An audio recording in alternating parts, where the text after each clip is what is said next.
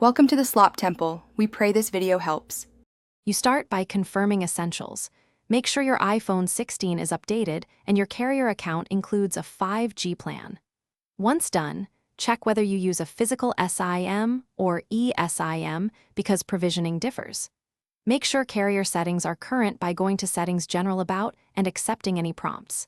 Now go to Settings Cellular. This is where you begin enabling 5G. You do these steps first to ensure the network can actually serve 5G before deeper configuration. You now configure the phone to prefer 5G. Open Cellular Data Options, then Voice and Data, and choose 5G on for maximum performance or 5G Auto to balance battery life.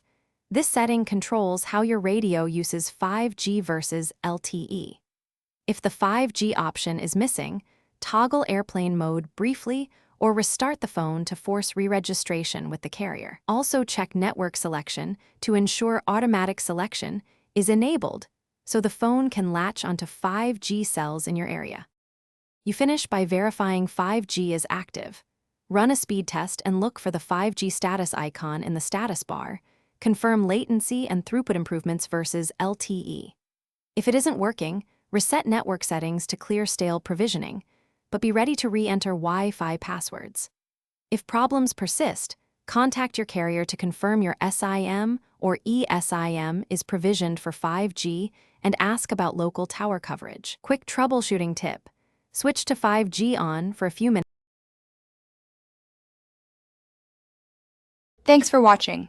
Consider subscribing if we helped you.